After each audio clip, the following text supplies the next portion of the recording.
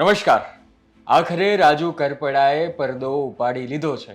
જ્યારથી આમ આદમી પાર્ટીમાંથી છૂટ્યા ત્યારથી આરોપ થતા હતા, સંભાવનાઓ દેખાતી હતી, ઇશારાઓ થતા હતા કે આમ આદમી પાર્ટી છોડીને હવે રાજુભાઈ કરપડા ક્યાં જશે. ખેડૂતોનો હાથ તેમના માથે હતો તો એવું લાગ્યું કે શું કોંગ્રેસ સાથે જશે. અને આ તમામ કોંગ્રેસના ઘણા બધા નેતાઓ પણ તેમની સાથે આ તમામ ઘટનામાં જોવા મળ્યા. અને પછી હવે રાજુભાઈની એન્ટ્રી ગાંધીનગરમાં થઈ ચૂકી છે અને હવે થોડા જ સમયમાં તમને રાજુભાઈ કેસરીઓ ધારણ કરીને જોવા મળે તેવી સંભાવનાઓ પૂરેપૂરી છે.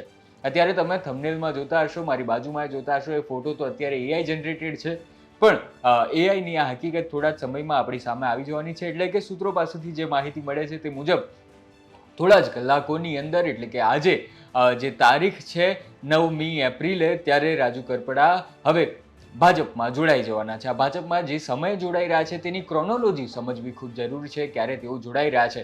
એમ તો ગુજરાત તક સાથે આપેલા આ ઇન્ટરવ્યૂ, એક્સક્લુઝિવ ઇન્ટરવ્યૂનો આ પહેલા ખુલાસો સાંભળો, જેમાં તમને ખબર પડી જશે કે રાજુભાઈ કરપડા ક્યારે ભાજપમાં જોડાવાના હતા. તેની ગુજરાત તકને સૌથી પહેલા માહિતી આપી દીધી હતી.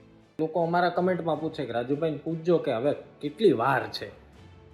મેં કહ્યું હવે ગોળ ગોળ જવાબ નહીં, ખુલ્લા દિલે ખેડૂત જેવો જવાબ આપજો. હા, આવતીકાલે ખેડૂતના પ્રશ્નનું સોલ્યુશન ભાજપ લાવવા તૈયાર હશે તો ભાજપ સાથે, અને આવનાર ચૂંટણીઓ સુધી ભાજપ ખેડૂતોના પ્રશ્નનું સોલ્યુશન લાવવા તૈયાર નહીં હોય તો વિપક્ષ સાથે. અચ્છા, એ સોલ્યુશન જોડાવાની વાત નથી. અમારા ખેડૂતો ખુલીને વિરોધ પણ કરશે અને ખુલીને સમર્થન પણ આપશે. અચ્છા, એની માટે તમારે ભાજપને કહેવું તો પડશે ને.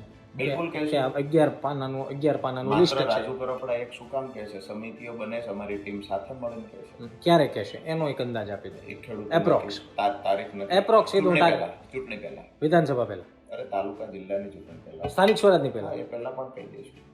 ખૂબ સરસ. એટલે ટૂંકમાં 1-1.5 મહિનામાં કદાચ નિર્ણય આવે એવી શક્યતાઓ છે. પ્રશ્ન જે મુખ્ય છે તો 1-2 મહિનામાં મૂકી દઈશું સરકાર સામે. તો આ તમે ખુલાસો જોયો રાજુ કરપડાનો. તેમાં તેમણે સ્પષ્ટ જણાવી દીધું છે કે સ્થાનિક સ્વરાજ્યની ચૂંટણી પહેલા તેઓ ખુલાસો કરવાના હતા અને હવે સ્થાનિક સ્વરાજ્યની ચૂંટણીને થોડા જ દિવસો બાકી છે. તેમાં રાજુ કરપડાએ મોટો ખુલાસો કરી દીધો છે કે તેઓ ભાજપમાં જોડાવાના છે. હવે આ જોડાયા બાદ બીજો સવાલ એ થાય કે શું હવે તેઓ ભાજપની ટિકિટ પરથી ચૂંટણી પણ લડશે કે કેમ.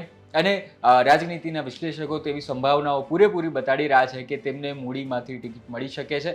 એમ તો રાજુ કરપડા મૂળે ચોટીલામાંથી વિધાનસભા પણ લડ્યા હતા, એટલે તેઓ કદાચ 1 વર્ષની રાહ જોઈને કદાચ ધારાસભ્યની ટિકિટ પણ માંગી શકે છે, અથવા તો અત્યારે ચૂંટણી લડે અને ત્યારબાદ 27માં ફરી પાછી ભાજપના ખેસ પર ચૂંટણી લડે તેવી પણ સંભાવનાઓ છે. ટૂંકમાં ઘણી બધી સંભાવનાઓ જ્યારથી તેમણે આમ આદમી પાર્ટી છોડી ત્યારથી જોવાઈ રહી હતી ને હવે આ બધી સંભાવનાઓ તર્ક વિતર્કો ઉપર અત્યારે આખરી મોહર લાગવાની છે, જ્યારે રાજુ કરપડા એઆઈથી જનરેટેડ જે તમને લાગી રહ્યો છે તે દ્રશ્ય વાસ્તવિકતામાં ફેરવશે, એટલે કે કેસરિયા ધારણ કરશે. ત્યારે આ તમામ સંભાવનાઓ જે છે, તર્ક વિતર્કો છે, તે તમામ દૂર થઈ જવાના છે ને જવાબ મળી જવાનો છે કે રાજુ કરપડા અને તેમની આસપાસ રહેલા ખેડૂતો છે તેમણે ભાજપ પર પોતાની પસંદગી ઉતારી છે. તેમને એવું લાગે છે કે ભાજપ જે છે તે ખેડૂતોની સમસ્યાને દૂર કરશે, તેમનો અવાજ તેઓ ત્યાંથી વધારે બુલંદી રીતે બોલી શકશે, કરી શકશે. હવે આ તમામ મામલે તમારું જનતા જનાર્દનનું, ઓડિયન્સનું, કિસાનોનું, ખેડૂતોનું શું માનવું છે, જે વોટ આપવાના છે તે